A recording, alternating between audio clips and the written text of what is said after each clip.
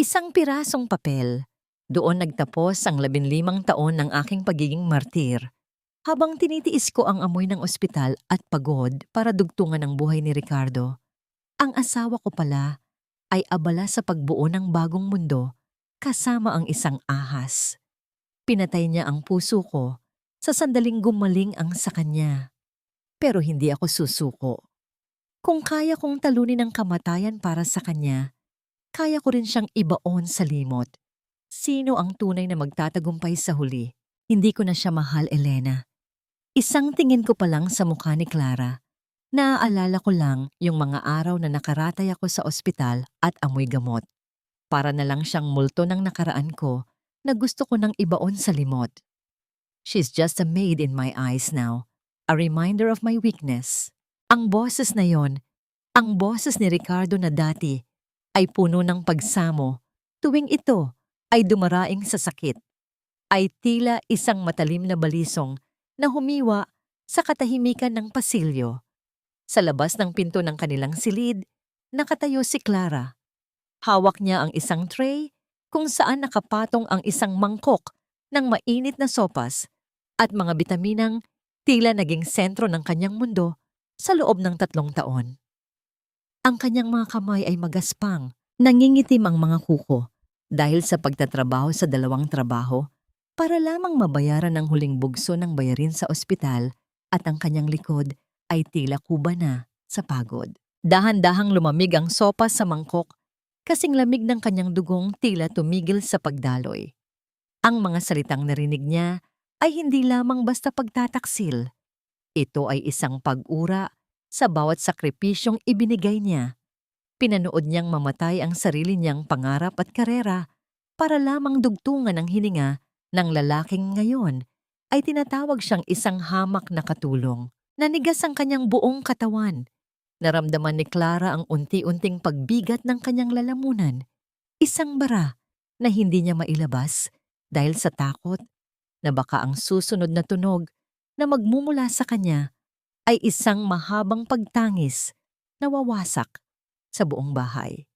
Ang kanyang mga daliri ay mariing kumapit sa gilid ng tray hanggang sa mamuti ang kanyang mga kasukasuan. Ang bawat tibok ng kanyang puso ay tila isang malakas na katok sa loob ng isang libingan. Masakit, hungkag, at puno ng kawalan. Tumingin siya sa kanyang sariling refleksyon sa salamin na nakasabit sa pasilyo. Ang babaeng nakatitig sa kanya ay hindi na niya kilala. Malalim ang mga mata, tuyo ang balat, at tila nawalan na ng kulay ang buhay. Ito ba ang naging kapalit ng kanyang pagiging martir? Na ang buhay na kanyang isinalba ay siya ring kikitil sa natitirang piraso ng kanyang dangal? Ito ba ang halaga ng bawat gabing hindi ko ipinikit ang aking mga mata upang matiyak lamang na humihinga ka pa? Ang tanong na paulit-ulit na umuukit sa kanyang isipan, isang piping pagsamo sa langit na tila bingi sa kanyang dusa. Nabalik lamang ang ulirat ni Clara nang marinig niya ang mahinang tawa ni Ricardo mula sa loob ng silid. Isang tawang puno ng sigla na tila ba wala siyang inagrabyadong damdamin. Dahan-dahang ibinaba ni Clara ang tray sa maliit na lamesa sa labas ng pinto. Hindi siya pumasok. Hindi niya kayang makita ang mukha ng pagtataksil sa sandaling iyon. Habang naglalakad palayo sa pasilyo, naramdaman niya ang malamig na simoy ng hangin mula sa bukas na bintana. Ngunit mas matindi ang ginaw na nanunuot sa kanyang mga buto. Sa kanyang pagbaba sa hagdan, nahagip ng kanyang paningin ang isang folder na kulay asul sa ibabaw ng hapagkainan. Ito ang folder na ilang araw na ring ipinipilit ni Ricardo na pirmahan niya. Sa dahilan na ito ay para sa proteksyon ng kanilang ari-arian habang sila ay nag-aayos ng kanilang negosyo. Lumapit si Clara at binuksan ang unang pahina. Sa ilalim ng malamlam na ilaw ng chandelier, tila nagningning sa saklap ang mga salitang nakasulat sa dokumento. Hindi iyon para sa negosyo. Hindi iyon para sa proteksyon. Iyon ay isang petition for absolute divorce at isang waiver of rights sa kanilang bahay. Ang bahay na tanging alaala ng kanyang mga magulang na ipinangalan sa kanila ni Ricardo matapos nilang ikasal. Ang lahat ng ito ay isang malaking patibong. Naramdaman ni Clara ang biglang pagbilis ng tibok ng kanyang puso. Tila isang ibong nagpupumiglas sa loob ng isang masikip na hawla. Ang kanyang pangangatog ay hindi na dahil sa pagod, kundi dahil sa isang nag-aapoy na puot na unti-unting sumisibol sa gitna ng kanyang pagkawasak. Sa sandaling iyon, narinig niya ang mga yabag ni Ricardo na pababa ng hagdan. Kasunod ang tinig nito na tila walang anumang nangyari.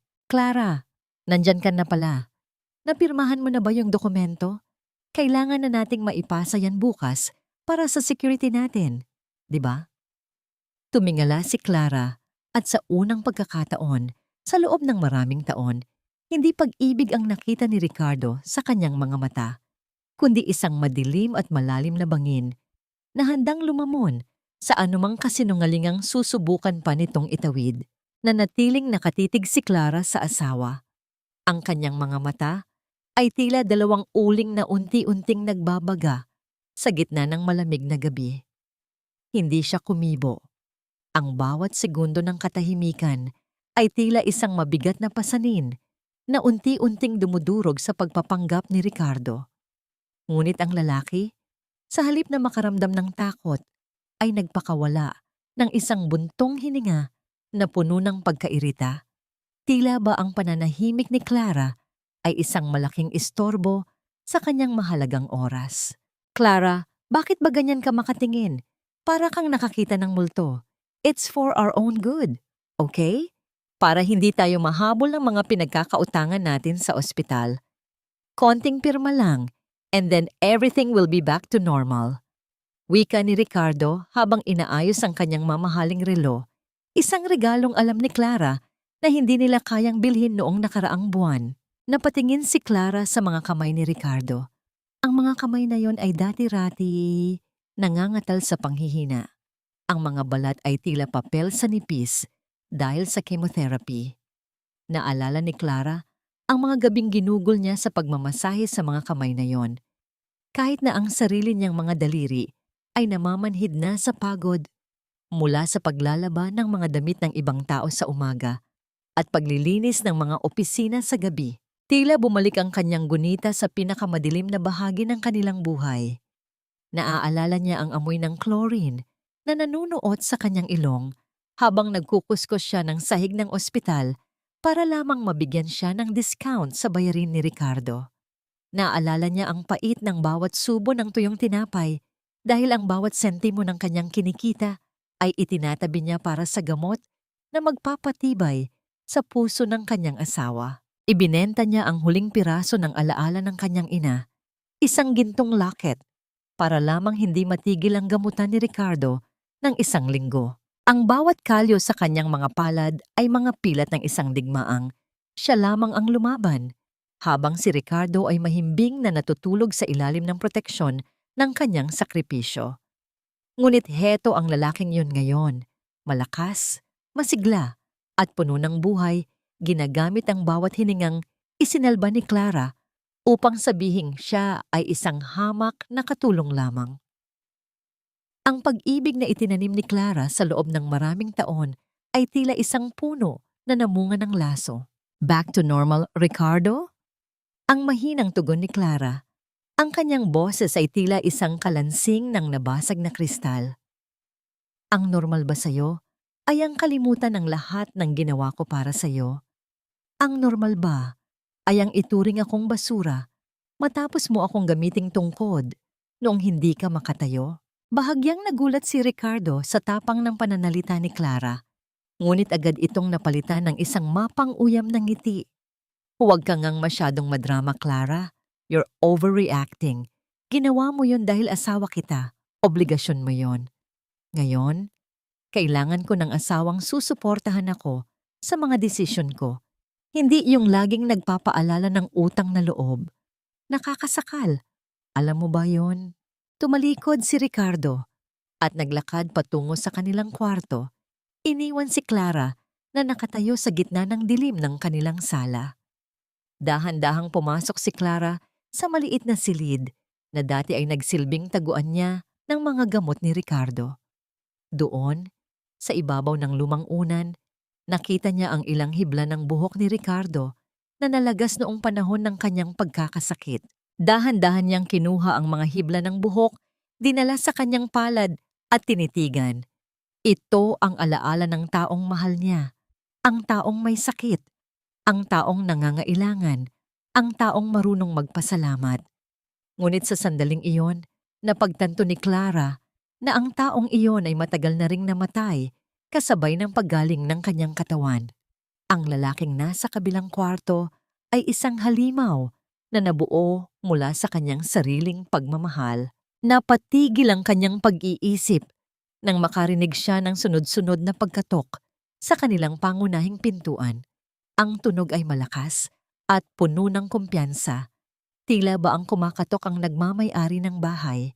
Binuksan ni Clara ang pinto at doon, sa ilalim ng liwanag ng buwan, bumungad sa kanya ang isang babaeng nakasuot ng pulang damit. Ang mga labi ay kasing pula ng dugo at ang mga mata ay puno ng panunuya. "Hi, Clara. I hope I'm not intruding," ang sabi ni Elena habang dire-diretsong pumasok sa loob ng sala. Tila ba wala siyang pakialam sa babaeng may-ari ng bahay na kanyang binabastos. May nakalimutan lang kasi si Ricardo na pirmahan sa akin. At saka, "Ricardo, baby, nasaan ka na? Dumating na ang bago mong katuwang." Ang pangit naman ng panlasa mo rito, Ricardo. Masyadong makaluma, masyadong nakakasakal. Amoy gamot at amoy dusa ang bawat sulok ng bahay na ito. Ang boses ni Elena ay tila isang matalim na kuko na kumakalmot sa mga dingding ng tahanang binuo ni Clara ng may pagmamahal. Dire-diretso ang babae sa gitna ng sala. Inilapag ang kanyang mamahaling bag sa ibabaw ng lamesang gawa sa nara. Ang lamesang pinagtrabahuhan ni Clara ng extra shifts sa ospital para lamang mabili bilang sorpresa sa kanilang anibersaryo. Hindi man lang nag-atubili si Elena na tingnan ang bawat sulok ng may pandidiri. Itinaas niya ang kanyang daliri at hinaplos ang gilid ng isang frame ng litrato bago ito mabilis na pinagpagan na tila ba nadumihan siya sa konting alikabok na naroon. "Ito ba ang sinasabi mong tahanan, baby?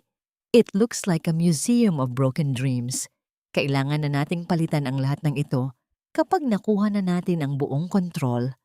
Dagdag pa ni Elena habang nakatingin kay Ricardo na ngayon ay nakatayo na sa tabi niya. Ang kamay ay natural na nakapulupot sa baywang ng babaeng nakapula. Naramdaman ni Clara ang isang mainit na bugso ng hangin na tila sumasakal sa kanya. Nakatayo lang siya roon, pinagmamasdan ang 2 taong tila ba nakalimutan nang siya ang legal na asawa at may-ari ng bahay na yon. Ang kanyang puso ay tila isang tambol na mabilis na pinapalo. Bawat pintig ay naghahatid ng sakit na nanunuot hanggang sa kanyang mga buto. "Elena is right, Clara."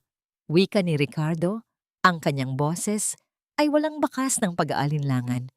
"Masyado kang naging kampante sa lumang buhay natin.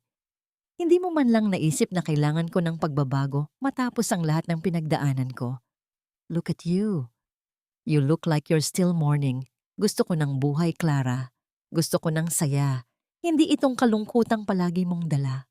Ang bawat salita ni Ricardo ay tila isang selyo na nagpapatunay sa kanyang kawalan ng utang na loob. Gustong sumigaw ni Clara. Gustong itanong kung nasaan ang saya. Noong gabi-gabing sinusuka nito ang bawat pagkaing isinusubo niya. O noong mga sandaling hindi nito makontrol ang sariling katawan sa gitna ng matinding sakit. Ngunit ang kanyang tinig ay tila naubos na. Tila natuyo na sa loob ng maraming taon ng pananahimik para sa kapayapaan. Sa gitna ng tensyon, napansin ni Clara ang isang bagay na nagpakislap sa leeg ni Elena. Isang gintong kwintas na may maliit na pendant na hugis puso. Nanlaki ang mga mata ni Clara at naramdaman ang biglang paglamig ng kanyang mga palad. Iyon ang kwintas na ibinigay sa kanya ng kanyang ina bago ito pumanaw. Sinabi ni Ricardo sa kanya 3 buwan na ang nakalilipas na nawala ito sa loob ng emergency room noong isinugod siya dahil sa komplikasyon. Umiyak si Clara ng gabi-gabing iyon. Iniisip na ninakaw ito habang abala siya sa pag-aasikaso ng mga papeles sa billing. Ang ganda ng kwintas mo, Elena. Ang tanging lumabas sa bibig ni Clara, ang kanyang boses ay gumaralgal na tila isang sirang plaka. Lalong lumapad ang nangiti ni Elena at hinawakan ng pendant. "Oh, this? It's a gift from Ricardo," sabi niya. Nakita niya raw ito sa isang antique shop at naalala niya ako. Very sentimental, isn't it? Bagay na bagay sa balat ko, di ba? Tumingin si Clara kay Ricardo, naghahanap ng kahit konting bahid ng hiya o pagsisisi. Ngunit ang nakita niya lamang ay ang walang pakialam na mukha ng isang lalaking matagal na palang nagnanakaw sa kanya. Hindi lamang ng pera at panahon, kundi pati na rin ng mga huling alaala ng kanyang nakaraan. Kailangan na nating magpahinga, Ricardo. Marami pa tayong gagawin bukas para sa transfer ng title, sabi ni Elena habang hinihila si Ricardo patungo sa hagdan. Clara, be a good host naman.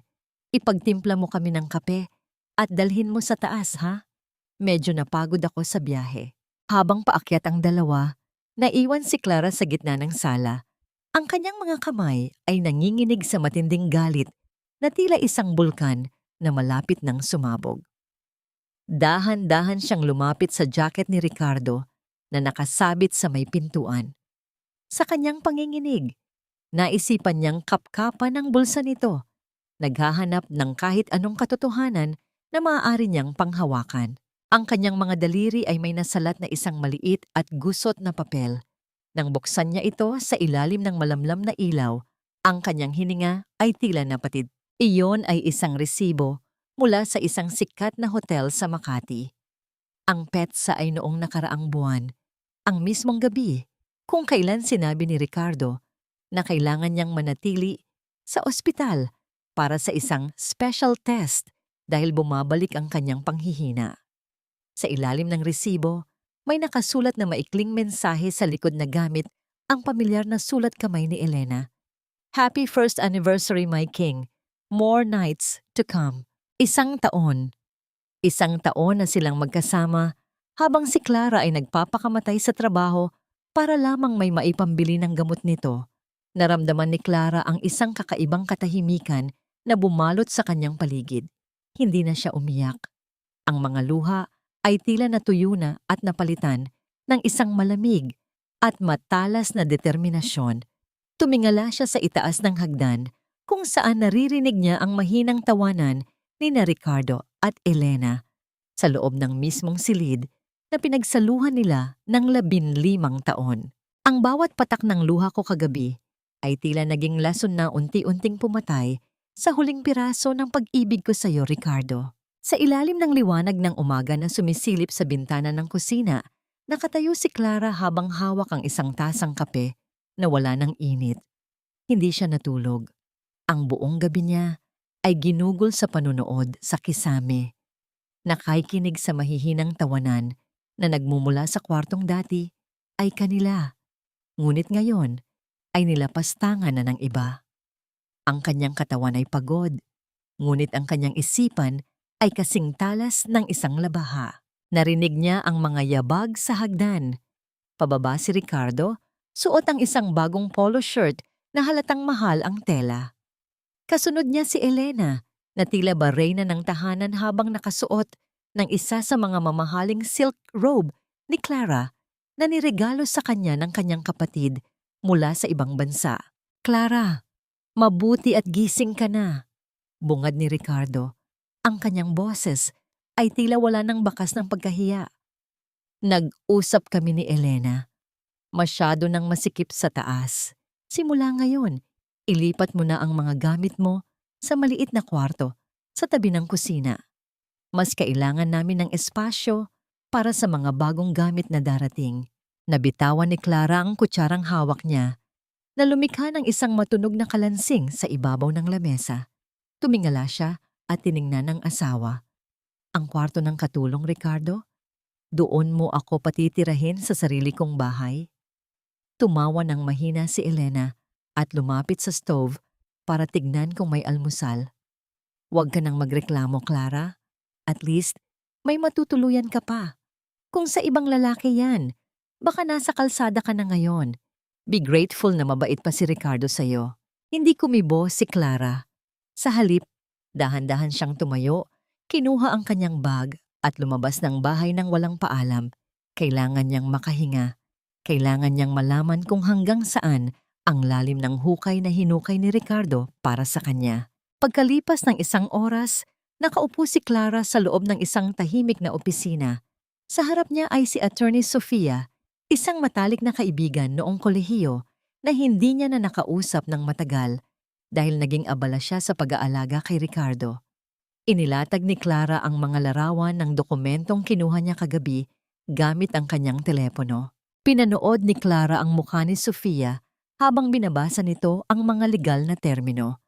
Nakita niya ang pagkunot ng noo ng abogado at ang dahan-dahang pag-iling nito. Ang kaba sa dibdib ni Clara ay tila isang bagyong paparating.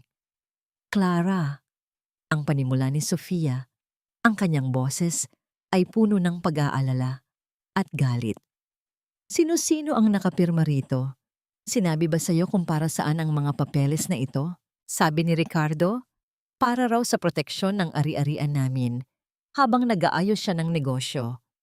Liuhuling papeles lang daw para sa isang formalidad. Sagot ni Clara, ang kanyang boses ay nanginginig. Huminga ng malalim si Sofia at tiningnan ng diretso sa mga mata si Clara. Niloko kanya, Clara. Ang dokumentong pinirmahan mo ay hindi lang basta formalidad.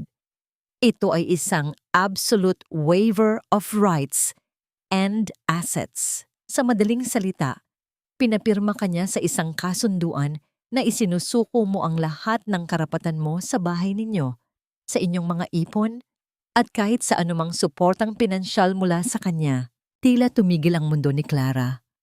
Naramdaman niya ang biglang paglamig ng kanyang mga kamay at ang mabilis na pag-ikot ng paligid. Ang lahat ng kanyang paghihirap, ang bawat gabing hindi siya natulog para sa lalaking iyon, ay nauwi sa isang pirasong papel na nag-aalis sa kanya ng dangal at tahanan. Wait, there's more! Dagdag ni Sofia habang itinuturo ang isang maliit na sugnay sa dulo ng dokumento. May nakasulat dito na tinatanggap mo ang lahat ng utang na nakuha ni Ricardo noong panahon ng kanyang pagkakasakit bilang pansarili mong obligasyon. Clara, balak kanyang iwanang walang-wala habang ikaw ang magbabayad ng lahat ng gastusing ginamit para isalba ang buhay niya. Naramdaman ni Clara ang isang matalim na kirot sa kanyang dibdib. Tila ba may 1,000 karayom na sabay-sabay na tumusok sa kanyang puso. Ang lalaking binigyan niya ng pangalawang buhay ay ang lalaking dahan-dahang kumikitil sa kanyang kinabukasan. Ngunit sa gitna ng matinding sakit, isang maliit na kislap ng pag-asa ang nakita ni Sofia sa isa pang dokumento. Isang pagkakamali na nagawa ni Ricardo sa sobrang kumpiyansa. Clara, makinig ka. Bulong ni Sofia. Hindi pa huli ang lahat. May isang bagay na hindi napansin si Ricardo rito. Isang butas na pwedeng maging susi natin para mabawi ang lahat at para masigurong siya ang mahuhulog sa sarili niyang patibong. Pirirmahan mo na ba ito? O gusto mong kaladkarin kita palabas ng bahay na ito nang wala kahit isang pirasong damit sa katawan mo? Ang bungad na yon ni Ricardo ay tila isang malakas na sampal na yumanig sa katinoan ni Clara pagkapasok pa lamang niya ng pinto. Nakaupo ang asawa sa sofa, ang mga binti ay nakapatong sa lamesa, habang si Elena ay abala sa pagpili ng kulay ng kurtina sa isang katalog. Sa kamay ni Ricardo ay may hawak siyang isa pang set ng dokumento, ang transfer of land title para sa maliit na lupang minana ni Clara sa kanyang lolo sa probinsya. Dahan-dahang ibinaba ni Clara ang supot ng mainit na kape at tinapay na binili niya sa kanto. Nakagawian na niya ito, ang laging mag-uwi ng paboritong merienda ni Ricardo sa tuwing lalabas siya, isang reflex ng pag-aaruga na tila nakabaon na sa kanyang sistema. Ngunit sa sandaling makita niya ang galit at kasakiman sa mukha ng asawa, ang plastik na supot ay dahan-dahang nadulas sa kanyang mga daliri. Ang tunog ng pagbagsak ng kape sa sahig ay tila isang malungkot na paalala ng kanyang nasayang na pagmamahal. Naramdaman ni Clara ang unti-unting panlalamig ng kanyang mga dulo ng daliri. Ang kanyang lalamunan ay tila tinubuan ng mga tinik, mahapdi at tuyo, habang ang kanyang dibdib ay tila pinipiga ng isang dambuhalang kamay. Bawat hininga ay isang pakikipaglaban sa matinding sikip na tila gustong magpasabog sa kanyang puso. Pinagmasdan niya si Ricardo, ang lalaking binuhat niya sa kanyang mga balikat noong hindi na nito kayang lumakad. Ang lalaking pinunasan niya ang bawat butil ng pawis at dumi sa katawan. Ngayon, ang lalaking iyon ay tumitingin sa kanya na tila ba siya ay isang maduming basahan na kailangang itapon para hindi makahawa ng dumi sa kanyang bagong buhay. Ricardo, ang mahinang tawag ni Clara. Ang kanyang tinig ay tila nagmumula sa ilalim ng lupa. Bakit kailangan mong gawin ito? Hindi pa ba sapat ang lahat ng ibinigay ko? Ang lahat ng nawala sa akin para lang mabuhay ka? Tumayo si Ricardo at lumapit sa kanya. Ang muka ay puno ng pandidiri. Iyon na naman. Iyan ang problema sa iyo, Clara. Palagi mong isinusumbat ang mga ginawa mo. Hindi mo ba naiisip na nakakasakal na makita ang mukha mo araw-araw? Your face reminds me of the hospital, of the pain, of the smell of death. Gusto ko nang makalimot, Clara. At hindi ako makakalimot hanggat nandito ka at hawak mo pa ang mga bagay na dapat ay sa akin na. Ito ang talamak na mukha ng pagtataksil, ang pagbaliktad sa katotohanan para magmukhang biktima ang tunay na may sala. Ang bawat salita ni Ricardo ay tila isang karayom na unti-unting itinutusok sa mga bukas na sugat sa puso ni Clara. Nais niyang sumigaw, nais niyang humagulgol hanggang sa mawalan ng malay, ngunit tanging ang nakakabinging katahimikan ng kanyang pagkadurog ang namayani. Dahan-dahang kinuha ni Clara ang folder na iniaabot ni Ricardo. Sa loob ng ilang sandali, tila tumigil ang pag-ikot ng mundo. Tumingin siya kay Elena na ngayon ay nakangiti ng mapang-api mula sa malayo. Sige Ricardo, pipirmahan ko ito. Bulong ni Clara. Ang kanyang mga mata ay nananatiling nakatitig sa dokumento. Kung ito ang magpapasaya sa'yo, gagawin ko. Isang mabilis na kislap ng tagumpay ang dumaan sa mga mata ni Ricardo. Hindi niya napansin na ang folder na hawak ni Clara ay bahagyang naiba ang posisyon. Sa ilalim ng kanyang nanginginig na kamay, mabilis na ipinalit ni Clara ang dokumentong inihanda ni Sofia. Isang dokumentong mukhang katulad ng sa asawa, ngunit may mga sugnay na magpapabago sa kapalaran ng kanilang lahat. Nilagdaan ni Clara ang papel nang may kasiguraduhan na tila ba isinusuko na niya ang kanyang huling sandata. Iniabot niya ito kay Ricardo na mabilis na kinuha ang folder at niyakap ito na tila ba isang kayamanan. Finally, you're becoming smart, Clara. Ang masayang wika ni Ricardo habang hindi man lang binabasa ang nilalaman ng kanyang pinirmahan sa gitna ng kanyang kumpiyansa. Ngayon, pumasok ka na sa kwarto mo sa silong. Huwag kang lalabas hanggat hindi kita tinatawag. Habang naglalakad si Clara, patungo sa madilim na silid sa tabi ng kusina, naramdaman niya ang isang malamig na kapayapaan na unti-unting bumabalot sa kanya. Pumasok siya sa silid at isinara ang pinto. Sa gitna ng kadiliman, umupo siya sa gilid ng maliit na katre at dahan-dahang hinaplos ang kanyang mga palad.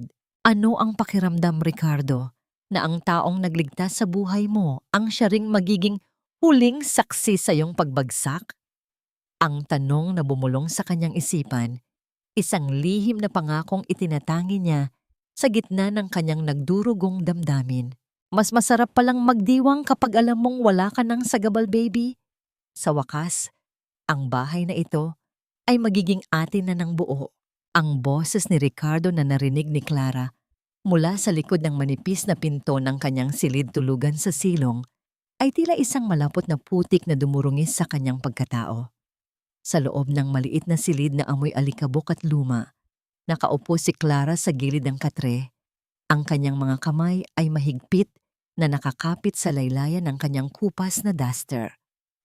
Ang bawat halakhak ni na Ricardo at Elena mula sa itaas ay tila isang martilyo na bumabaon sa kanyang bungo, paulit-ulit na nagpapaalala sa kanya na sa paningin ng mga ito, siya ay isa na lamang anino na hindi na kailangang ituring na tao. Dahan-dahang tumayo si Clara.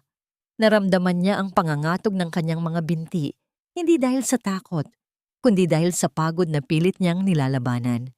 Isinuot niya ang kanyang tsinelas at tahimik na lumabas ng bahay sa pamamagitan ng pinto sa kusina.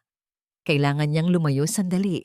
Kailangan niyang hanapin ang huling piraso ng katotohanan na magbibigay sa kanya ng lakas para tapusin ang laban na ito. Sa isang maliit at madilim na karinderya sa kanto, nakatagpo ni Clara si Aling Lita. Si Lita ay dating labandera ni Elena bago ito lumipat sa buhay Marangya kasama si Ricardo. Ang mukha ni Aling Lita ay puno ng mga guhit ng hirap. Ang kanyang mga mata ay tila laging nakatingin sa malayo, nagdadala ng mga kwentong hindi pa naisisiwalat.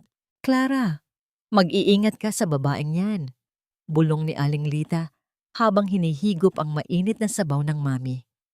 Ang kanyang tinig ay tila isang babala mula sa hukay. Hindi si Ricardo ang unang lalaking niloko ni Elena. Ang akala ni Ricardo ay siya ang nandaraya, pero hindi niya alam, mas matinding ahas ang pinatuloy niya sa kanyang buhay. Naramdaman ni Clara ang isang kakaibang kilabot na gumagapang sa kanyang likuran. Ano ang ibig mong sabihin, Aling Lita? May malaking utang si Elena sa mga taong hindi marunong magpatawad, Clara.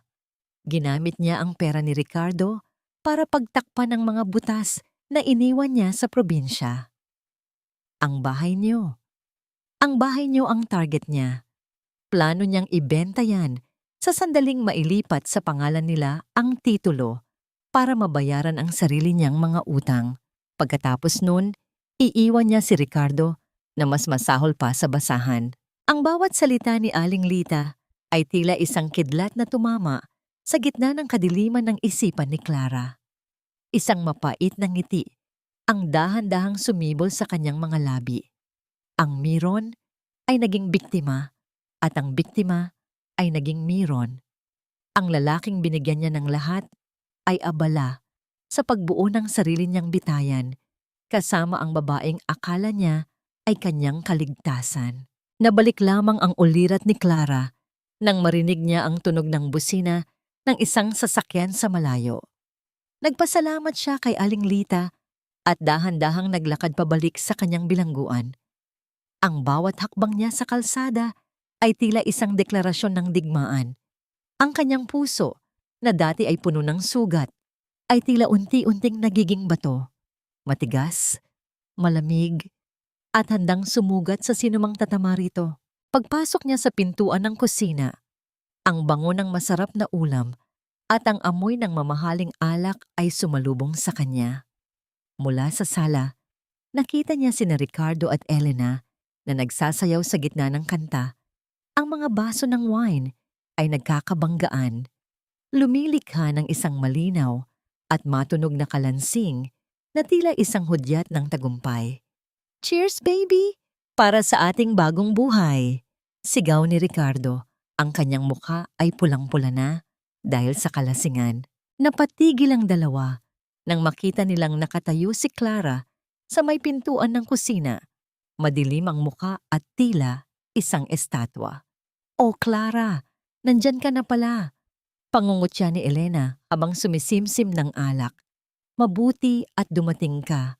Gusto naming makita mo kung paano magdiwang ang mga taong tunay na nagmamahalan. Huwag kang mag-alala. Itatabi namin sa'yo ang mga tira-tira naming pagkain." Hindi kumibo si Clara. Tinitigan niya si Ricardo na ngayon ay nakatingin sa kanya ng may halong pandidiri at tagumpay. Ngunit sa ilalim ng mga mata ni Clara, may isang bagay na hindi nakita ng dalawa. Isang lihim na kaalaman na sa loob ng ilang araw, ang lahat ng musikang naririnig nila ay mapapalitan ng isang nakabibinging katahimikan ng kawalan. Ito na ang huling pagsasalo-salo nating tatlo sa ilalim ng bubong na ito. kaya minarapat kong ihanda ang lahat ng paborito nyo. Ang tinig ni Clara ay kasing lamig ng hanging umiihip mula sa bukana ng bintana ng kusina. Ang buong lamesa ay punong-puno ng mga pagkaing dati ay inihahanda lamang niya tuwing may espesyal na okasyon. Mayroong piniritong isda na ang balat ay kulay ginto sa renyas, nilagang baka na ang usok ay dahan-dahang humahaplos sa kisame, at ang paboritong pansit ni Ricardo na sagana sa mga sariwang gulay. Nakatayo si Clara sa gilid ng hapag. Ang kanyang apron ay malinis at maayos, ngunit ang kanyang mga mata ay tila dalawang malalim na telon na walang anumang anino ng emosyon. Pinanood niya sina Ricardo at Elena na umupo. Ang mga ito ay tila mga panauhing pandangal sa sarili nilang palabas. Ang bawat kilos ng dalawa, ang pag-aayos ng kanilang mga serbiheta, ang maharot na pagpisil ni Ricardo sa kamay ni Elena, ay tila mga kutsilyong pilit na itinusok sa alaala ni Clara. Ngunit sa pagkakataong ito, hindi na tumagos ang talim. "Wow, Clara! May pakonsuelo de bulis ka yata bago ka tuluyang lumayas," pangungutya ni Elena habang tinitignan ang mga ulam ng may mapangaping ngiti.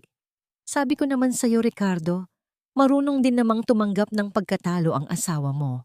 Tumawa ng malakas si Ricardo, isang tunog na puno ng kapalaluan na tila ba nakalimutan na nito ang mga araw na kahit isang kutsarang lugaw ay hindi nito mailunok ng walang tulong ni Clara. "Mabuti naman at natauhan ka na, Clara. Mas maayos ang ganito, walang gulo, walang iskandalo. Pagkatapos nito, pipirmahan na natin ang huling mga papeles para malinis na ang lahat." Dahan-dahang lumapit si Clara sa asawa. Kinuha niya ang sandok at dahan-dahang kumuha ng pinakamainam na parte ng isda. Inilagay niya ito sa plato ni Ricardo nang may buong pag-iingat. Tila ba ginagawa niya ang isang sagradong ritual. Naalala ni Clara ang mga gabing umiiyak siya sa tabi ng kama ni Ricardo dahil tumatanggi na ang katawan nito sa pagkain. Naalala niya kung paano niya hinahati ang bawat butil ng kanin para lamang masigurong may sustansyang papasok sa nangihinang katawan ng asawa. Noong mga sandaling iyon, ang isdang ito ay simbolo ng buhay. Ngayon, sa ilalim ng malamlam na ilaw ng kanilang chandelier, ito ay naging simbolo na lamang ng isang obligasyong tapos na. "Kain ka ng marami, Ricardo," bulong ni Clara. Ang kanyang mga mata ay nakatitig ng diretso sa mga mata ng asawa. "Gusto kong tandaan mo ang lasa ng luto ko dahil ito na ang huling beses na titikman mo ang anumang bagay na mula sa aking mga kamay." Sandaling napatigil si Ricardo. Tila may naramdamang kuryente sa lamig ng boses ni Clara. Ngunit agad din itong nawala nang marinig niya ang tunog ng pagbuhos ng mamahaling alak sa kanyang baso. Ang bawat lagok niya ay tila isang pagdiriwang ng kanyang kalayaan, habang si Elena ay abala sa pagkukwento tungkol sa mga bagong kurtina at muebles na bibilhin nila para sa kanilang bahay. Matapos ang hapunan, inilabas ni Ricardo ang isang asul na folder. Ang kanyang mga mata ay naniningkit na sa kalasingan. Ang kanyang mga kilos ay mabagal at puno ng kumpiyansa. Inilapag niya ang folder sa ibabaw ng lamesa na may kasamang malakas na tunog. "Oh, heto na. Isang pirma na lang dito sa dulo, Clara. At tapos na ang lahat ng usapan natin tungkol sa lupain sa probinsya at sa waiver ng mga utang," wika ni Ricardo. Ang kanyang pananalita ay bahagyang gumaralgal na. Dahan-dahang kinuha ni Clara ang folder. Inilabas niya ang dokumentong inihanda ni Sofia mula sa kanyang bulsa at mabilis na ipinalit sa orihinal na papel sa ilalim ng lamesa. Isang kilos na hindi napansin ng dalawa dahil sa kanilang abalang pagtawa. Inilapag niya ang papel sa harap ni Ricardo. "Ikaw muna ang pumirma, Ricardo. Bilang patunay na tinatanggap mo ang lahat ng kondisyong na pag-usapan natin sa harap ng Diyos at ng tao," mahinahong sabi ni Clara. Dahil sa sobrang kumpiyansa at sa espiritu ng alak na dumadaloy sa kanyang kalamnan, hindi na nag-atubili si Ricardo.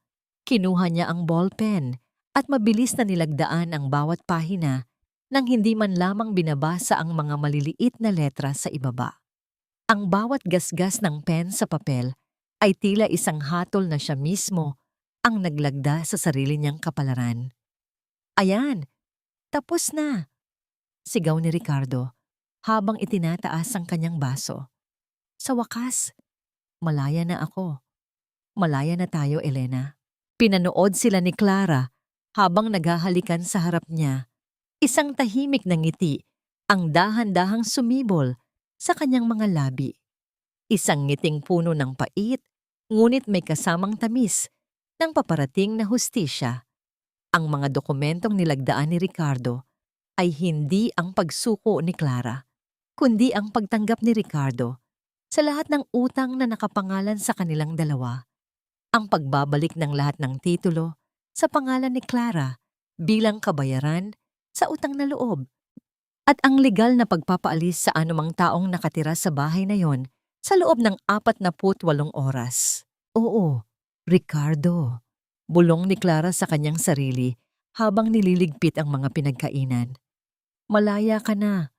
Malaya ka nang harapin ang lahat ng pagkakamaling ginawa mo.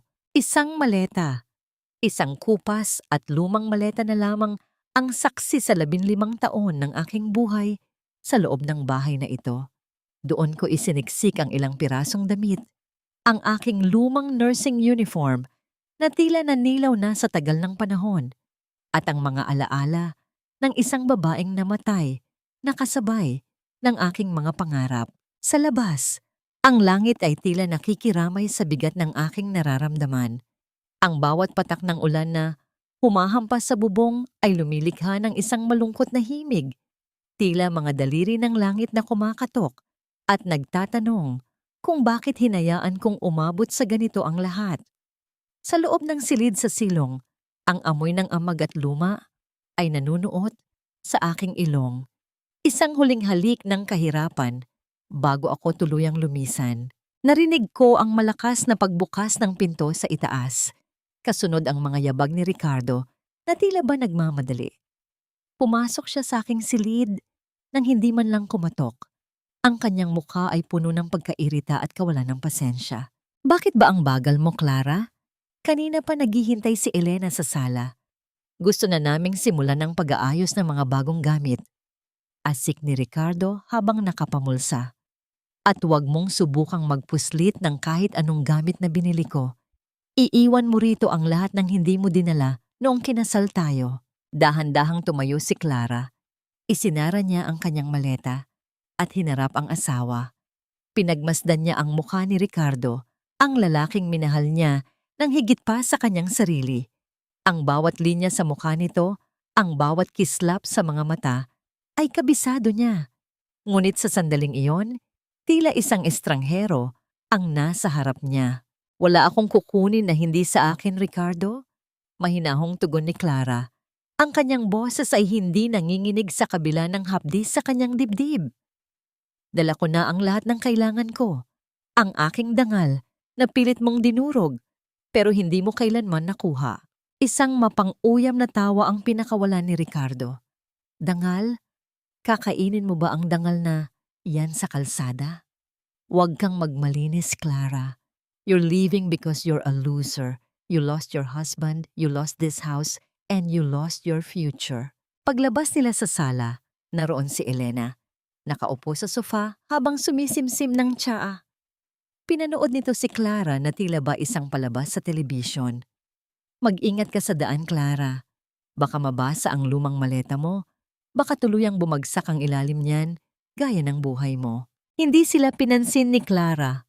Binuksan niya ang pangunahing pinto at sinalubong siya ng malamig na hangin at basang lupa. Sa bawat hakbang niya palabas ng pintuan, naramdaman niya ang bawat sakripisyong ibinaon niya sa pundasyon ng bahay na yon.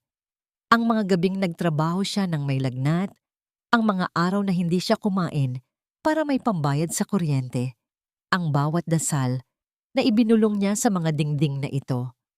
Lahat ay tila naglaho na parang usok. Nang makarating siya sa gate, naramdaman niya ang isang kamay na tumulak sa kanyang balikat. Dahilan upang bahagyang madulas ang kanyang paa sa putikan. Si Ricardo pala, na tila ba gustong tiyakin na mararamdaman ni Clara ang pinakamababang antas ng pagpapakumbaba. "Huwag ka nang lilingon, Clara!" Sigaw ni Ricardo sa gitna ng malakas na ulan. Ang kanyang boses ay tila kulog na pilit na dumudurog sa natitirang lakas ni Clara. "Huwag mo na kaming gambalain kailanman. Isara mo ang gate na iyan at kalimutan mo nang naging asawa kita." Tumigil si Clara sa gitna ng kalsada. Basang-basa, hawak ang kanyang lumang maleta. Lumingon siya sa huling pagkakataon sa bahay na itinuring niyang mundo sa loob ng 15 taon. Ang liwanag sa loob ay tila isang mabalasik na paalala ng kanyang pagkawala. Ngunit sa likod ng kanyang mga basang pilikmata, may isang kislap na hindi nakita ni Ricardo. "Huwag ka nang babalik dito?" Muling sigaw ni Ricardo habang isinasara ng malakas ang pinto ng bahay. "Wala kang makukuha kahit piso. Magdusa ka sa hirap dahil yan ang nararapat sa isang katulong na tulad mo." Nanatiling nakatayo si Clara sa dilim. Ang ulan ay patuloy na dumadaloy sa kanyang mukha.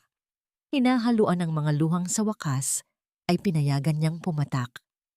Hindi dahil sa panghihinayang, kundi dahil sa huling pagpapaalam sa babaeng minsan ay naging bulag sa pag-ibig. Ang bawat umaga sa loob ng maliit na silid na ito ay tila isang paalala na ang kalayaan ay may kasamang lamig. Sa isang sulok ng inuupahang kwarto sa Sampaloc, nakaupo si Clara sa sahig. Tinititigan ang kanyang puting uniforme na maingat niyang pinlansya kagabi.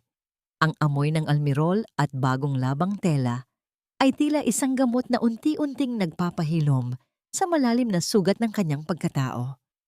Wala na ang amoy ng luma at amag ng silid sa silong. Narito na siya sa isang espasyong kahit maliit ay kanya.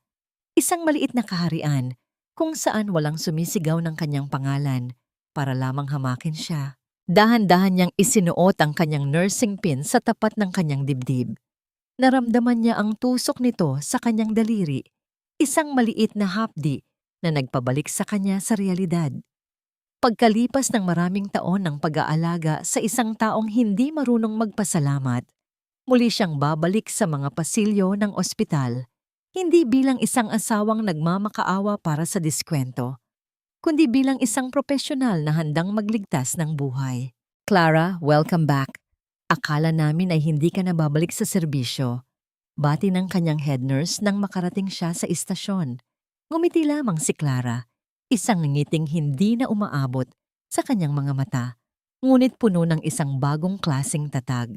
Sa kalagitnaan ng kanyang shift sa Ward 4, isang lalaki ang lumapit sa kanya. Ang lalaki ay may suot na simpleng polo shirt.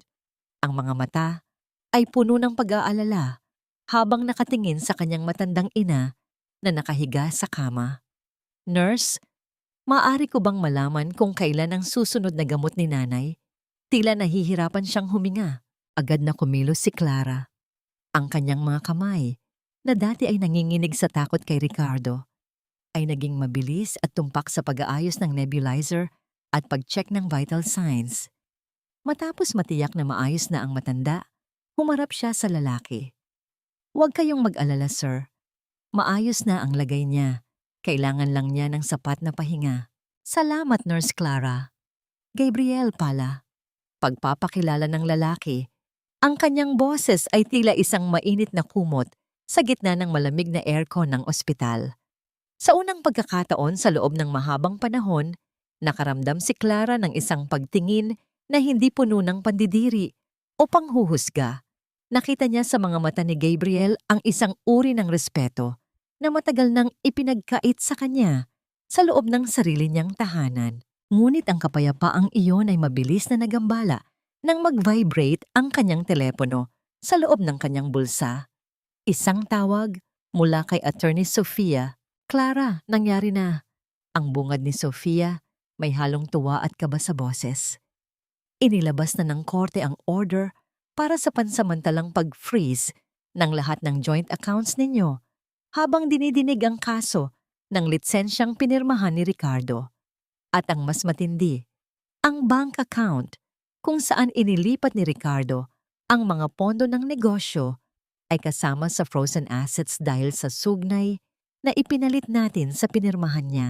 Naramdaman ni Clara ang isang kakaibang pakiramdam na dumaloy sa kanyang buong katawan, isang halo ng kaba at isang lihim na tagumpay. Ibig sabihin ba nito, Sofia? Ibig sabihin nito, Clara, sa sandaling subukan ni Ricardo na mag-withdraw o gumamit ng credit card ngayong gabi, malalaman niya kung ano ang pakiramdam nang mawalan ng lahat sa isang iglap. Samantala, sa isang mamahaling restaurant sa Greenbelt, nakaupo si Ricardo kasama si Elena.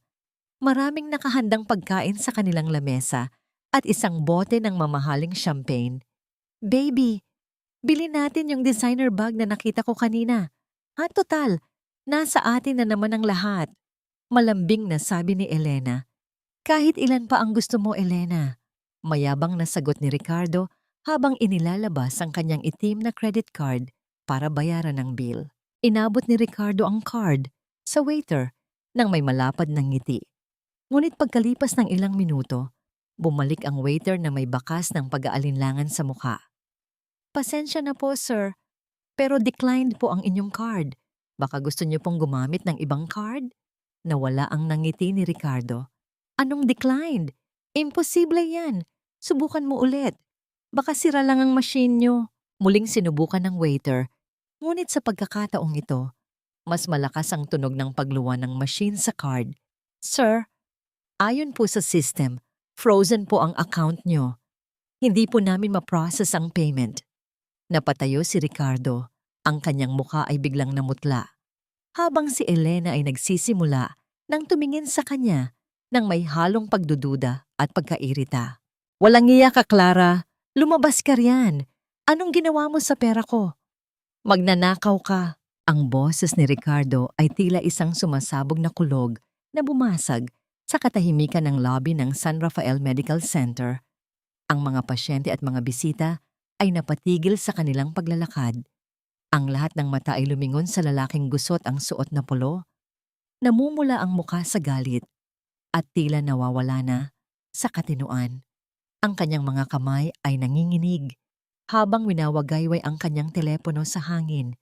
Tila ba ito ang ebidensya ng isang krimen na siya naman ang may gawa? Sa kabilang dako ng lobby, malapit sa reception desk, maingat na inaayos ni Clara ang daloy ng dextrose ng isang matandang pasyenteng nakaupo sa wheelchair.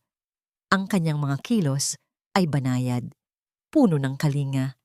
Isang eksenang nagpapakita ng kanyang muling pagyakap sa profesionalismong matagal niyang isinantabi para sa asawang walang utang na loob.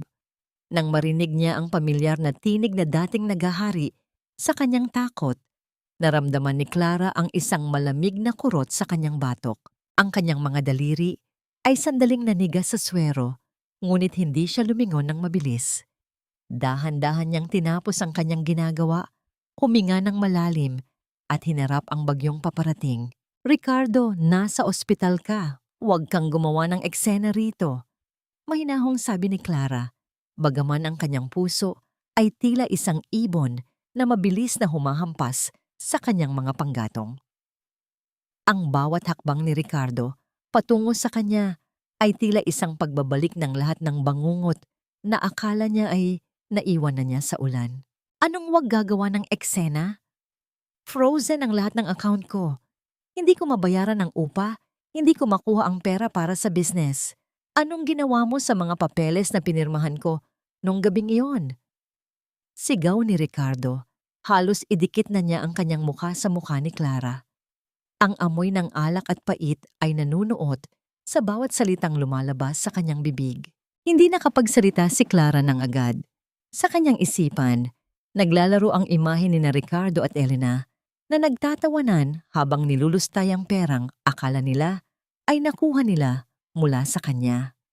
Ang hustisya ay tila isang malamig na tubig na dahan-dahang bumabalot sa kanya. Ang pinirmahan mo, Ricardo, ay ang katotohanan.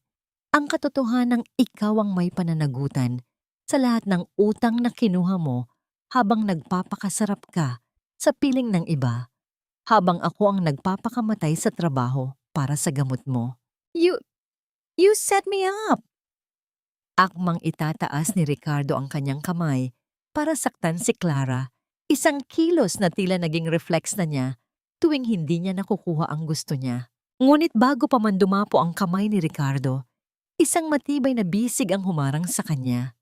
Mabilis at walang takot na pumagitna si Gabriel, ang lalaking kanina pa pala nakamasid sa anino ng pasilyo. Ang mga mata ni Gabriel ay tila dalawang matalas na talim na nakatitig kay Ricardo. Ang kanyang presensya ay tila isang pader na hindi kayang tibagin ng anumang galit. Bitawan mo siya! Ang utos ni Gabriel. Ang kanyang boses ay mababa, ngunit puno ng awtoridad na tila nagpatahimik sa buong lobby. Huwag mong subukang idampi ang marumi mong kamay sa kanya sa loob ng gusaling ito o kahit saan pa. Napaurong si Ricardo. Ang kanyang kayabangan ay tila bula na biglang naglaho nang makakita ng tunay na kalaban. Tumingin siya sa paligid at nakita ang mga security guard na papalapit na sa kanila. Ang kanyang mukha ay napalitan ng isang desperadong takot. Clara, please. Hindi mo pwedeng gawin ito sa akin. Elena is leaving me. Sinabi niya na kung wala akong pera, wala rin kaming kinabukasan. Pinapalayas na kami sa bahay. Naramdaman ni Clara ang bahagyang awa, ngunit agad itong natabunan ng mga alaala ng sakit at pagtataksil na kanyang pinagdaanan. Hindi ako ang dahilan kung bakit ka napunta sa sitwasyong ito, Ricardo. Mahinahon, ngunit matatag niyang sabi. Ang mga desisyong ginawa mo ang nagdala sa iyo rito. Tumingin siya ng diretso sa lalaki. Wala nang galit sa kanyang mga mata, kundi isang malinaw na pagtanggap sa katotohanan. Tungkol sa bahay, wala na ito sa iyong pangalan. Ikaw mismo ang pumayag sa mga dokumentong may kaugnayan sa mga obligasyong pinasok mo. Ang mga naging bunga nito ay bahagi ng mga pasyang ginawa mo noon. Natahimik si Clara matapos magsalita. Sa wakas, hindi na niya pasan ang responsibilidad para sa mga pagkakamaling hindi naman kanya. Ang natitira na lamang ay ang katotohanang kailangang harapin ng bawat isa, ang mga kahihinatnan ng sarili nilang mga pagpili. Dinala ng mga security guard si Ricardo palabas, habang ang lalaki ay patuloy na nagsisigaw ng mga pagbabanta na tila wala ng saysay. Nang mawala na ang ingay, naramdaman ni Clara ang biglang panghihina ng kanyang mga tuhod. Halos matumba siya kung hindi lamang siya mabilis na naalalayan ni Gabriel. Ayos ka lang ba? Tanong ni Gabriel. Gabriel, ang kanyang tinig ay puno ng tunay na pag-aalala. Tumingala si Clara. Ang kanyang mga mata ay nangingilid ang luha, hindi dahil sa sakit, kundi dahil sa ginhawa. Salamat, Gabriel. Akala ko ay hindi na ito matatapos. Nagsisimula pa lang ang tunay mong kalayaan, Clara. Sagot ni Gabriel habang iniaabot ang isang baso ng tubig. Pero mag-ingat ka. Ang mga taong sugatan at desperado, gaya ni Ricardo, ay mas lalong nagiging mapanganib kapag wala na silang mawawala. Ang bulwagan ng katarungan ay tila isang malaking kumpisalan kung saan ang mga lihim na pilit ibinaon sa limot ay muling nabubuhay sa ilalim ng malamig na liwanag ng mga fluorescent lamp. Nakaupo si Clara sa tabi ni Attorney Sofia, ang kanyang mga kamay ay magkahawak sa ibabaw ng lamesa. Pilit na pinapakalma ang bawat pintig ng kanyang puso na tila isang tambol sa gitna ng digmaan. Ang amoy ng lumang papel at ang tuyong hangin mula sa aircon ay nanunuot sa kanyang lalamunan, ngunit nanatiling tuwid ang kanyang likod. Hindi na siya ang babaeng nakayuko sa ilalim ng ulan. Siya na ngayon ang saksing handang maningil sa bawat luhang inaksaya niya. Sa kabilang panig, nakaupo si Ricardo na tila isang anino ng dati niyang kayabangan. Ang kanyang polo ay gusot, ang kanyang mga mata ay malalim ang mga bilog, at ang kanyang balat ay tila naninilaw na naman sa matinding stress.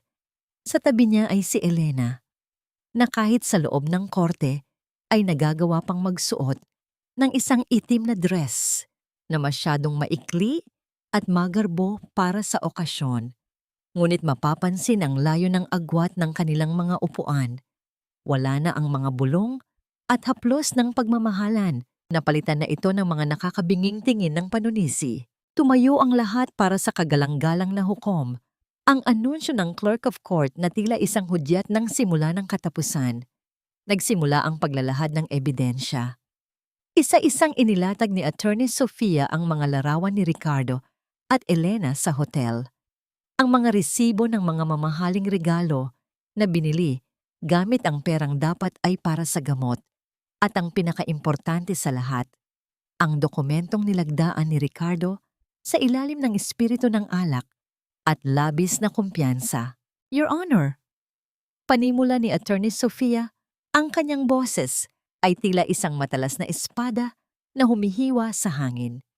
Ipinapakita ng mga dokumentong ito na ang aking kliyente, si Clara, ay hindi lamang biktima ng emosyonal na pagtataksil, kundi biktima rin ng isang planadong panlilinlang upang alisan siya ng karapatan sa kanyang sariling tahanan. Ngunit sa huli, ang mismong sirkumstansyang nilikha ng nasasakdal ang nagpapatunay na ang lahat ng assets ay legal na dapat bumalik sa aking kliyente bilang danyos. Tumayo ang abogado ni Ricardo, isang lalaking tila pagod na rin sa pakikipag-argumento. Your Honor, ang aking kliyente ay biktima rin dito. Sinasabi niya na siya ay nasa ilalim ng matinding emosyonal na pressure noong nilagdaan niya ang mga papeles. At tungkol kay Miss Elena, sila ay mag-asawa na sa harap ng komunidad. Hindi! Isang malakas na sigaw ang bumasag sa formalidad ng korte. Tumayo si Elena. Ang kanyang mga mata ay nanlilisik habang nakatingin kay Ricardo. Your Honor, nais kong linawin ang lahat. Hindi ko asawa ang lalaking ito. Kinuha ko lang ang mga alok niya dahil akala ko ay mayaman siya at malinis ang kanyang mga papeles. Hindi ko alam na pati ang bahay na tinitirhan namin ay kinuha lang niya sa pagsisikap ng kanyang tunay na asawa. Napaatras si Ricardo. Ang kanyang mukha ay tila binuhusan ng kumukulong tubig. Elena, anong sinasabi mo? Mahal mo ako, di ba? Isang mapang-uyam na tawa ang pinakawalan ni Elena sa harap ng hukom. Mahal, Ricardo, ginamit mo ang asawa mo, ginamit mo rin ako. Akala mo ba ay mananatili ako sa tabi mo ngayong wala ka ng kahit isang kaing? Your Honor, nais ko ring isuko ang mga dokumentong ito na nagpapatunay na si Ricardo ay nagtangkang itago ang kanyang mga ari-arian bago pa man ang kasong ito. Ginagawa ko ito para malinis ang pangalan ko. Naramdaman ni Clara ang isang matinding halo ng emosyon, puot, awa, at isang mapait na tagumpay. Pinapanood niya si Ricardo na unti-unting lumulubog sa sarili niyang kumunoy. Ang lalaking ipinagpalit ang kanyang buhay para sa isang huwad na paraiso ay ngayon ay pinagtataksilan ng mismong paraisong kanyang hinangad. Isang malakas na hampas ng gavel ang tumapos sa kaguluhan. Ang tunog nito ay tila isang huling hatol na daling umalingaw-ngaw sa bawat sulok ng silid. Ang hukumang ito ay maglalabas ng desisyon sa loob ng 24 na oras, deklara ng hukom. Ngunit pansamantala, ipinag-uutos ko ang agarang paglikas ni Ricardo at Elena mula sa nasabing ari-arian. Habang papalabas ng korte, hinarap ni Ricardo si Clara sa gitna ng hallway. Ang kanyang mga mata ay puno ng luha, ngunit hindi na ito ang mga luhang nagpapakirot sa puso ni Clara. Clara, please, wala na akong matuluyan. Niloko rin ako ni Elena. Kinuhang lahat ang natitira kong pera. Maawa ka sa akin. Tumingin si Clara nang diretso sa mga mata ni Ricardo. Sa unang pagkakataon, wala na siyang naramdamang galit, kundi isang malalim at malamig na kawalan. Ricardo, ang awa ko sa iyo ay namatay na noong gabing itinulak mo ako sa putikan habang umuulan.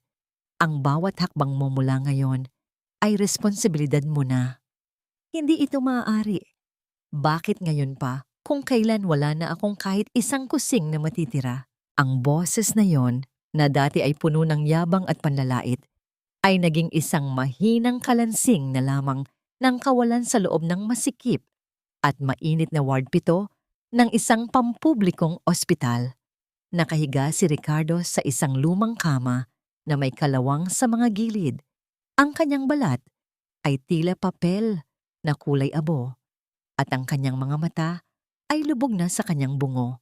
Ang amoy ng disinfectant na hinaluan ng amoy ng pawis mula sa dami ng mga pasyente ay nanunuot sa bawat hininga niya. Sa labas ng kurtinang naghihiwalay sa kanya sa ibang mga pasyente, nakatayo si Clara. Hawak niya ang medical chart na iniabot sa kanya ni Attorney Sofia. Bilang isang nurse sa ospital na yon, pamilyar siya sa bawat tunog ng makina at bawat amoy ng sakit. Ngunit ang makita ang pangalan ni Ricardo sa listahan ng mga pasyenteng nasa ilalim ng charity ay tila isang mabalasik na biro ng tadhana. Dahan-dahang hinawi ni Clara ang kortina. Ang tunog ng mga bakal na nagsisikipan ay tila isang babala na hindi na niya maaaring iwasan ang krus na ito. Pagkakita sa kanya, ang mga mata ni Ricardo ay biglang nagkaroon ng isang kislap ng desperadong pag-asa. Isang kislap na dati ay nagpapalambot sa puso ni Clara, ngunit ngayon ay tila isang malamig na abo na lamang. "Clara!" Ang bulong ni Ricardo, kasunod ang isang mahabang pag-ubo na tila may kasamang dugong humahampas sa kanyang lalamunan. "Nandito ka. Alam ko, hindi mo ako matitis. Alam ko na darating ka para iligtas ako." Hindi kumibo si Clara. Pinanood niya ang bawat hirap na paghinga ni Ricardo. Naalala niya ang mga gabing nagpapakamatay siya sa pagtatrabaho para lamang magkaroon ito ng pribadong kwarto, masarap na pagkain at pinakamahusay na gamot. Ngayon, nakahiga ito sa gitna ng ingay ng ibang mga pasyente, walang kumot at tila hindi man lang napunasan ng katawan sa loob ng ilang araw. "Nasaan si Elena, Ricardo?" Ang tanong ni Clara. Ang kanyang boses ay walang emosyon. Tila isang hangin na dumadaan sa gitna ng mga puno. Isang mapait na luha ang gumulong sa pisngi ni Ricardo. "Wala na siya, Clara." Noong malaman niyang bumalik ang sakit ko at frozen ang lahat ng accounts, kinuha niya ang huli kong relo at ang konting cash na itinago ko sa ilalim ng unan. Iniwan niya ako rito. Sinabihan niya ako na wag na akong tatawag dahil block na ang number ko. Naramdaman ni Clara ang isang matalim na kirot, hindi para kay Ricardo, kundi para sa sarili niyang nakaraan. Ang Miron ay naging biktima ng sarili niyang laro. Ang lalaking nagnakaw ng kanyang buhay ay ninakawan din ng babaeng akala niya ay kanyang langit. "Clara, please." Pilit na inabot ni Ricardo ang kamay ni Clara. Ang kanyang mga daliri ay nanginginig at malamig na tila yelo. "Patawarin mo ako, nabulag ako. Pero ikaw lang ang may alam kung paano ako alagaan. Ikaw lang ang nakakaintindi sa sakit ko. Dalhin mo ako sa maayos na ospital, Clara. Iligtas mo ako ulit. Gagawin ko ang lahat. Susunod ako sa'yo. Magiging mabuti akong asawa."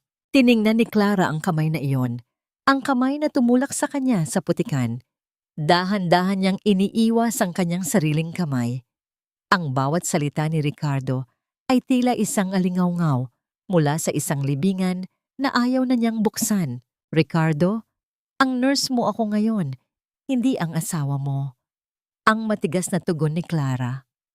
"Aalagaan kita dahil iyon ang tungkulin ko bilang isang profesional. Ngunit huwag mong asahan na ang pusong dinurog mo ay muling mabubuo para lamang dugtungan ang iyong buhay." "Pero mamamatay ako rito, Clara. Tignan mo itong lugar na ito. Maingat, marumi, walang nag-aasikaso sa akin." Sigaw ni Ricardo na agad ding nauwi sa matinding pag-ubo. Ang bawat tunog ng kanyang paghinga ay tila isang sirang makina na malapit nang tumigil. Nabalik ang ulirat ni Clara nang marinig niya ang tunog ng paging system ng ospital. Kailangan na niyang bumalik sa kanyang istasyon. Tumingin siya sa asawa sa huling pagkakataon sa gabing iyon. Ang lalaking dating hari ng kanyang mundo ay isa na lamang anino ng isang pagkakamaling hindi na niya uulitin. Clara, huwag, please, huwag mo akong iwan dito sa dilim. Ang boses ni Ricardo ay tila isang gasgas na plaka, mahina at puno ng takot, habang ang kanyang mga daliri ay mahigpit na nakakapit sa laylayan ng puting uniforme ni Clara. Sa loob ng masikip na ward, ang bawat hininga ni Ricardo ay tila isang pakikipagbuno sa hangin. Isang tunog na nagpapaalala sa bawat gabing isinakripisyo ni Clara para lamang dugtungan ang buhay na ito. Naramdaman ni Clara ang init ng mga mata ni Gabriel na nakamasid mula sa bukana ng pintuan. Hindi lumapit si Gabriel, na natili siyang nakatayo roon.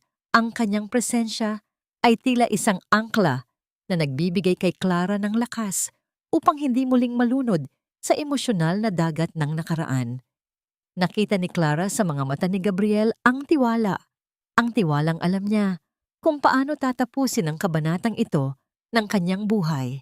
Dahan-dahang ibinaba ni Clara ang kanyang tingin sa kamay ni Ricardo.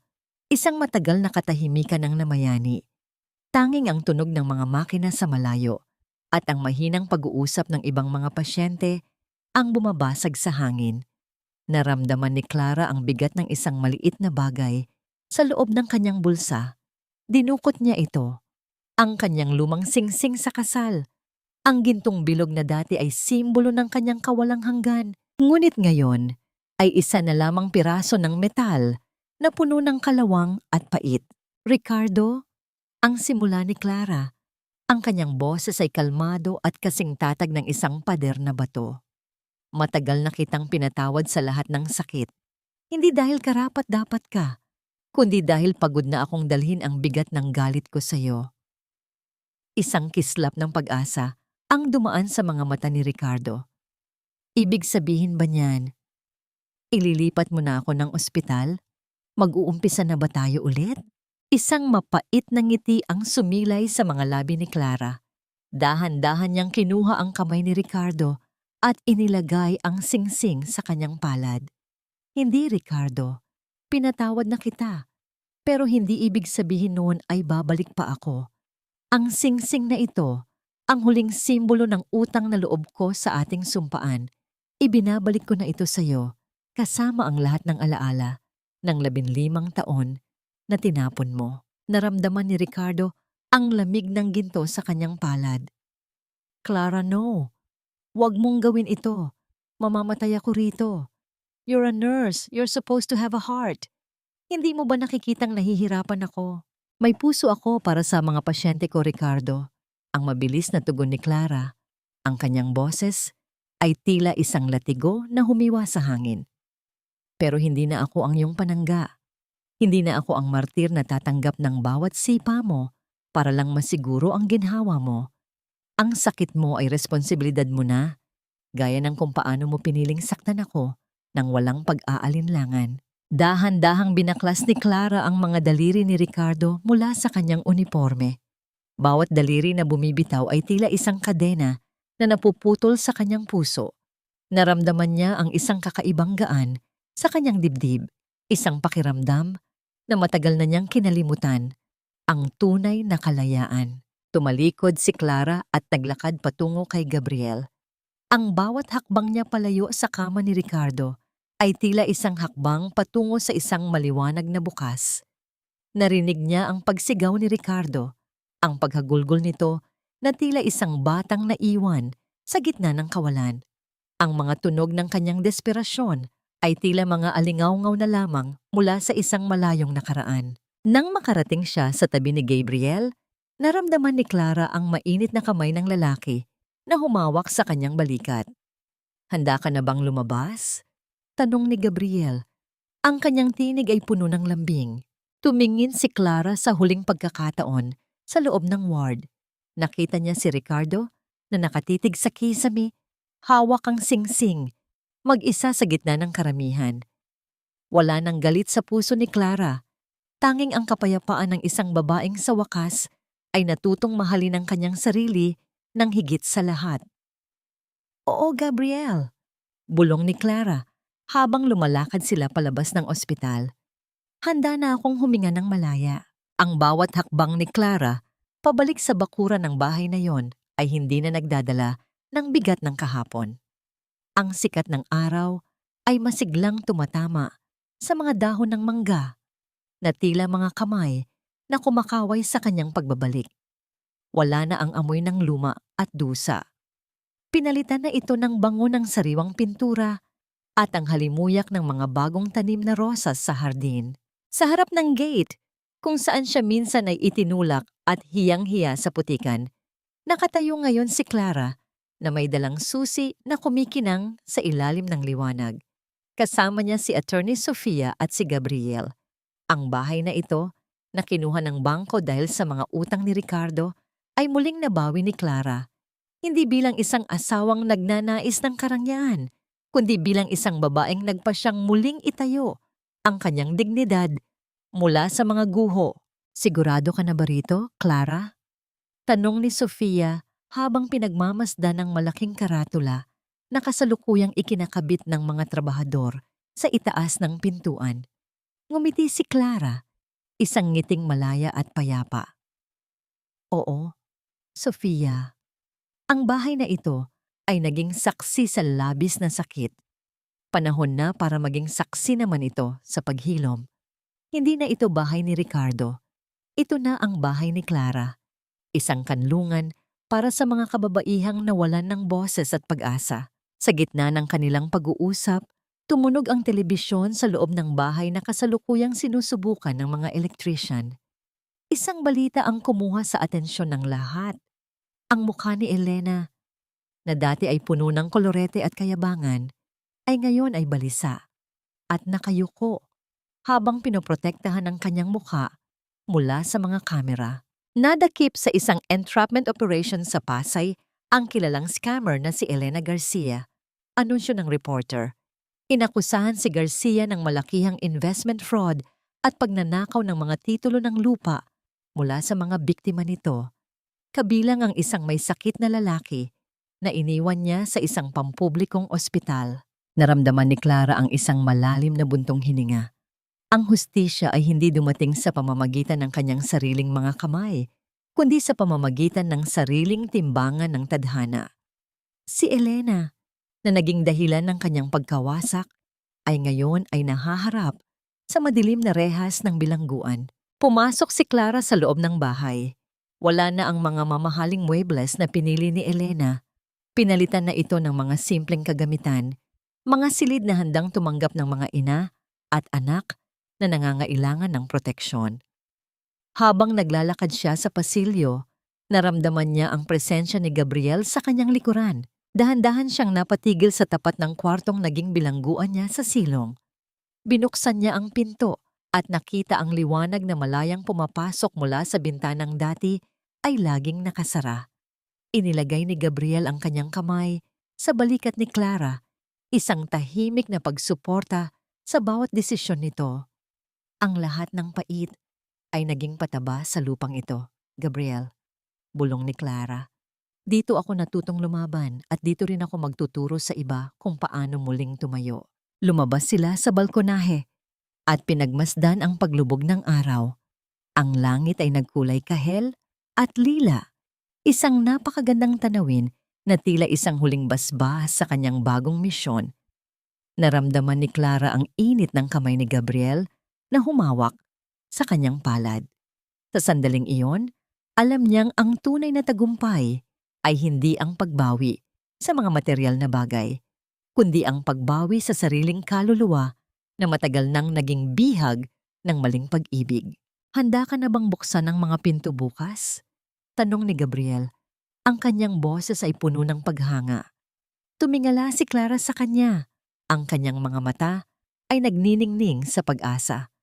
Higit pa sa handa, Gabriel, dahil ngayon, alam ko na ang tunay na kahulugan ng pag-ibig, ito ay ang pagbibigay ng lakas, hindi ang pagkuha nito. Ang bawat hibla ng maputing tela na bumabalot sa katawan ni Clara ay tila isang bagong balat na nagkukubli sa lahat ng mga pilat ng kanyang nakaraan. Sa harap ng salamin, tinitigan niya ang sariling refleksyon. Wala na ang malalim na itim Sa ilalim ng kanyang mga mata, wala na ang tuyot na balat na tila nanunuyo sa kawalan ng pag-asa. Ang babaeng nakatitig sa kanya ngayon ay may mga matang nagniningning sa ilalim ng banayad na liwanag ng silid. Ang kanyang mga pisngi ay may kulay ng rosas at ang kanyang labi ay dahan-dahang nakakurba sa isang tunay at payapang namangiti. Hindi ito isang marangyang kasalan na puno ng mga mamahaling palamuti. Sa hardin ng bahay ni Clara, ang amoy ng mga sariwang sampagita ay nanunuot sa bawat sulok ng hangin, habang ang mga upuan ay napupunan ng mga taong tunay na nagmamahal sa kanya. Ang mga kapwa niya nurse, si Attorney Sofia, at ang mga kababaihang nanunuluyan sa kanyang shelter na itinuturing na siyang isang kapatid at tagapagligtas. Nang magsimulang tumugtog ang isang banayad na himig mula sa biolin, ang bawat nota ay tila isang haplos sa kanyang kaluluwa. Dahan-dahang naglakad si Clara patungo sa altar kung saan naghihintay si Gabriel. Ang bawat hakbang niya sa damuhan ay tila isang pagtapak sa lahat ng mga tinik na kanyang dinaanan. Sa bawat segundong lumilipas, nararamdaman niya ang init ng sikat ng araw na tila isang basbas mula sa langit. Nang magtagpo ang kanilang mga mata, nakita ni Clara sa mga mata ni Gabriel ang isang uri ng pag-ibig na hindi nang hihingi ng kapalit. Isang pag-ibig na handang makinig sa kanyang mga kwento ng sakit at handang tumulong sa pagbuo ng kanyang mga pangarap. Ang mga kamay ni Gabriel, nang hawakan ang kanyang mga kamay, ay tila isang ligtas na daungan matapos ang isang mahabang bagyo sa gitna ng dagat. Clara, ang bulong ni Gabriel, ang kanyang boses ay nanginginig sa matinding emosyon. Salamat sa pagpapahintulot sa akin na maging bahagi ng iyong muling pagkabuhay. Ipinapangako ko na ang mga kamay na ito ay kailanman ay hindi magiging dahilan ng iyong pagluha, kundi magiging katuwang mo sa pagpawi ng bawat pait na darating. Naramdaman ni Clara ang isang mainit na luha na gumulong sa kanyang pisngi. Isang luhang hindi na dahil sa dusa, kundi dahil sa labis na kaligayahan. Gabriel, salamat sa pagtuturo sa akin na ang pag-ibig ay hindi dapat maging isang kulungan. Salamat sa pagpapakita na ang tunay na lakas ay matatagpuan sa pagtitiwala muli. Matapos ang seremonya, sa gitna ng tawanan at pagdiriwang, isang maliit na bata ang lumapit kay Clara at iniabot ang isang maliit na kahon na nakabalot sa payak na papel. Walang pangalan ang nagpadala, walang mensaheng nakasulat. Dahan-dahang binuksan ni Clara ang kahon sa isang sulok ng hardin kung saan walang nakakakita. Sa loob ng kahon, nakita niya ang isang lumang larawan, ang kanyang kasal noon kay Ricardo. Ngunit ang larawan ay gupit-gupit, tila binuo mula sa maliliit na piraso bago muling pinagpira-piraso ng mas maliliit pa. Kasama nito ang isang tuyong bulaklak ng rosas, ang huling labi ng isang nakaraang kailangan ng ibaon sa limot. Isang malalim na hininga ang pinakawalan ni Clara. Hindi siya nakaramdam ng takot o panghihinayang. Sa halip, naramdaman niya ang isang huling pagsasara ng pintuan ng kanyang lumang buhay. Itinapon niya ang mga piraso ng larawan sa isang malapit na basurahan. Hinayaang tangay ng hangin ang ilang bahagi nito patungo sa kung saan ang multo ni Ricardo ay tuluyan ng naglaho. Kasabay ng paglubog ng araw sa abot-tanaw, bumalik si Clara sa piling ni Gabriel. Isinandal ang kanyang ulo sa balikat nito habang pinapanood ang mga bituin na nagsisimulang magningning. Ang bawat pintig ng kanyang puso ay tila isang awit ng tagumpay. Isang tagumpay na binuo mula sa pait ng pasasalamat patungo sa tamis ng tunay na pag-ibig. Ang dapit hapon ay laging may dalang pangako ng pahinga, isang marahang paghalik ng kulay kahel na langit sa mga dayon ng rosas sa hardin. Nakaupo si Clara sa isang tumba-tumbang gawa sa yantok. Pinapanood ang mga huling sinag ng araw na dahan-dahang naglalaho sa abot-tanaw. Sa kanyang kandungan ay nakapatong ang isang libro, ngunit ang kanyang mga mata ay nakatuon sa malayo, sa mga bata at kababaihang nagtatawanan Sa kabilang bahagi ng bakuran, ang bawat tawa nila ay tila isang himig ng tagumpay na umaalingaw-ngaw sa paligid ng bahay ni Clara. Lumipas na ang mga taon, ngunit ang bawat alaala ng nakaraan ay nananatiling malinaw sa kanyang isipan, hindi na bilang mga sugat na kumikirot, kundi bilang mga pilat na nagpapaalala sa kanyang katatagan. Narinig niya ang balita tungkol kay Ricardo ilang buwan na ang nakalilipas. Namatay ang lalaki sa loob ng parehong pampublikong ospital, mag-isa, at walang sino mang humawak sa kanyang kamay sa huling sandali. Si Elena naman ay nananatiling nasa loob ng rehas, binubuo ang mga araw sa pagsisisi sa mga maling desisyong dala ng kasakiman. Naramdaman ni Clara ang pagpatak ng isang dahon sa kanyang balikat. Kinuha niya ito at pinagmasdan ang mga ugat nito. Tila isang mapa ng buhay na puno ng mga sanga at liko. Isang tanong ang madalas na sumasagi sa kanyang isipan sa tuwing siya ay nag-iisa. Pinatawad na ba niya ang lahat? Huminga siya ng malalim. Dinadama ang sariwang hangin na nanunuot sa kanyang baga. Ang pagpapatawad ay hindi isang biglaang pangyayari. Ito ay isang mahaba at madalas ay madulas na landas. Pinatawad na niya si Ricardo. Hindi dahil naging mabuti itong tao, kundi dahil ayaw na niyang pahintulutan ang anino ng lalaki na manatili sa kanyang puso. Ang pagpapatawad kay Ricardo ang naging huling susi na nagbukas sa kanyang sariling bilangguan. Ngayon, ang kanyang puso ay wala ng puwang para sa puot dahil punong-puno na ito ng pasasalamat sa bawat aral na itinuro ng tadhana. Nahanap na niya ang tunay na kapayapaan. Ang kapayapaang ito ay hindi matatagpuan sa yaman o sa paghihiganti, kundi sa katahimikan ng budhi at sa kakayahang tumulong sa iba na dumaranas ng parehong dusa. Ang bawat babaeng lumalabas sa kanyang shelter na may dalang bagong pag-asa ay isang piraso ng kanyang sariling paghilom. Naramdaman niya ang isang mainit na presensya sa kanyang tabi. Hindi na kailangang lumingon ni Clara para malaman kung sino ito. Ang amoy ng kape at ang pamilyar na bigat ng isang kamay sa kanyang balikat ay sapat na. Lumapit si Gabriel at dahan-dahang umupo sa tabi niya. Ang kanilang mga balikat ay nagdadaiti, nagbibigay ng init sa gitna ng dumarating na ginaw ng gabi. Ano ang iniisip mo? Malambing na tanong ni Gabriel. Ang kanyang boses ay tila isang payapang alon sa dalampasigan.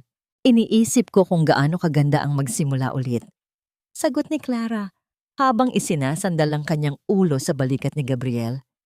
Iniisip ko na ang bawat pait na naranasan ko ay kailangan pala para mas lalong maging matamis ang kasalukuyan. Tumingala sila sa mga bituin na isa-isang nagpapakita sa madilim na asul na langit. Ang buhay ni Clara ay hindi naging perpekto. Puno ito ng mga pagkakamali at labis na pagtitiwala sa maling tao. Ngunit sa huli, natutunan niya na ang tunay na pag-ibig ay hindi nagsasakripisyo ng sariling dangal at ang tunay na pasasalamat ay hindi lamang para sa mga biyayang natatanggap, kundi pati na rin sa mga bagyong nagturo sa atin kung paano maging matatag na kapitan ng sariling barko. Ang pait ng pasasalamat ay natapos na at ang kabanata ng tamang pag-ibig ay patuloy na isinusulat sa bawat segundong magkasama sila. Sa dilim ng gabi, ang tanging maririnig ay ang mahinahong paghinga ng 2 taong nahanap ang isa't isa sa gitna ng pagkawasak at ang bulong ng hangin na nagsasabing ang lahat ay ayos na.